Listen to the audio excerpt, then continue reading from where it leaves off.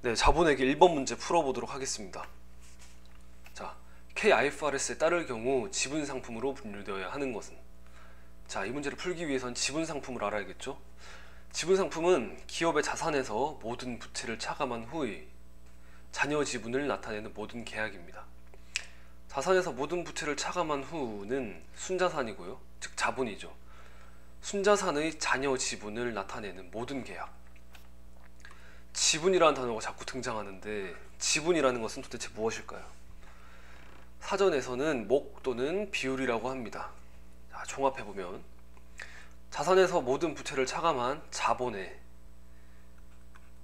잔여 지분이니까 남아있는 몫이나 비율 등을 상품으로 판매하는 것, 그것을 지분 상품이라고 합니다. 즉 기업의 주식이죠. 자, 그런데 지분 상품을 정답으로 찾기 위해서는 채무 상품을 알아야 합니다. 채무 상품을 고르지 않아야지 지분 상품을 고를 수 있을 테니까요. 자, 그럼 채무 상품과 지분 상품이 뭐가 어떻게 다른지 좀 잠시 알아보도록 할게요. 자, 둘 다 기업이 자본을 조달하기 위해서 판매하는 상품입니다. 하지만 채무 상품은 발행 결과 부채가 생기게 되고요, 지분 상품은 발행한 결과 자본금과 주발초가 생기게 됩니다. 이것보다 더욱 중요한 차이점은 부채는 그 상환 의무가 있는 데 비해서 자본은 상환할 의무가 있지는 않다는 점에 있습니다. 자, 여기까지 정리한 내용을 토대로 바로 문제 풀어보도록 하겠습니다. 자, 이것은 KIFRS 기준서고요. 자, 보기 1번과 똑같은 내용이 여기 기준서에 나와 있기 때문에 기준서 내용으로 읽어볼게요. 외화의 획득이 곤란하거나 감독기구에서 지급 승인을 받을 필요가 있는 등 금융상품의 발행자가 의무를 이행할 능력에 제약이 있는 금융상품. 제약이 있는 금융상품, 이거는 금융부채 예로 들었으니까 금융부채입니다. 자, 더 읽어볼게요. 이러한 제약은 해당 발행자의 계약상 의무, 발행자 즉 채무자의 계약상 의무, 상환해야 할 의무나 해당 금융상품 보유자 즉 채권자의 계약상 권리, 상환받을 권리에 영향을 미치지 않는다. 즉 이런 제약에 상관없이 채무를 상환해야 한다는 뜻이고요. 상환 의무가 있으면 채무상품이라고 했던 거 여기 기억나시죠? 상환 의무가 있기 때문에 채무상품입니다. 그렇기 때문에 1번은 정답이 아니고요. 2번도 똑같은 내용의 기준서에 있기 때문에 읽어보겠습니다. 거래 상대방이 상환을 요구할 수 있는 권리를 행사하는 경우에 발생하는 계약상 의무를 부담하는 금융상품은 금융부채이다. 자, 무슨 내용인지 한번 볼게요. 상환을 요구할 수 있는 권리를 행사한다. 그러면 권리를 행사하면 상환을 요구하게 되고요. 상환을 요구하게 되면 상환을 해야 할 의무가 발생합니다. 상환을 해야 할 의무가 발생하게 되면은 채무상품입니다. 그렇기 때문에 2번도 정답이 아닙니다. 자, 3번도 똑같은 내용이 나와 있고 읽어보니까 분배를 하지 못하거나 해당 금융상품을 상환하지 못한다면 결제해야 하는 비금융 의무를 포함하는 금융상품은 금융부채이다.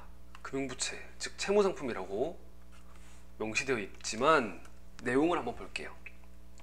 배분하지 못하거나 상환하지 못한다더라도, 금융상품으로 상환하지 못하더라도 비금융 의무로 결제를 해야 합니다. 그러니까 금융으로 상환하지 못해도 비금융으로 상환을 해야 한다는 것이죠. 결과적으로 상환의 의무가 발생하게 되고 이는 채무상품에 해당하게 됩니다. 자, 4번 조금 복잡한데요. 자, 똑같은 내용이 기준서에 있기 때문에 좀 더 정확한 기준서 내용으로 읽어볼게요.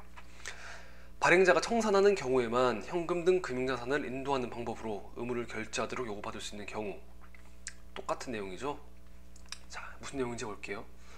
자, 뭐라고 말이 많은데, 자, 다음의 경우를 제외하고는 발행자의 금융부채이다.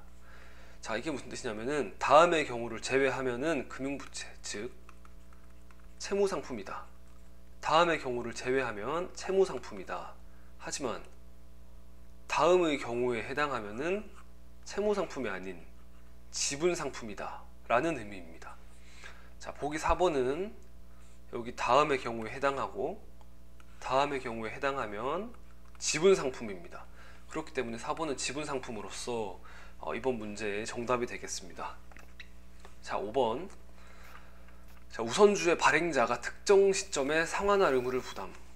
밑에 거 안 읽어봐도 되죠. 상환할 의무를 부담했다. 상환할 의무가 있다. 채무상품입니다.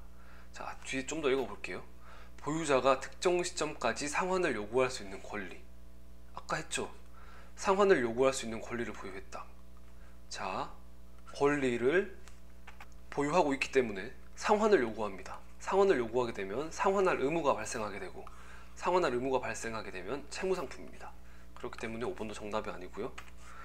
자, 마지막 정리를 해보면 1번 채무상품, 2번 채무상품, 3번 채무상품, 4번 지분상품, 5번 채무상품. 그래서 결과적으로 정답은 4번이 되겠습니다. 저 마지막으로 10초만 홍보 좀 하고 들어가겠습니다. 제가 만든 사이트고요. 세법을 공부하는 사이트입니다.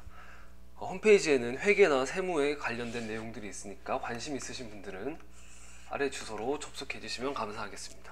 또 유튜브 채널도 운영하고 있으니까 관심 있으신 분들은 놀러 와주시면 감사하겠습니다. 네, 이만 마치겠습니다.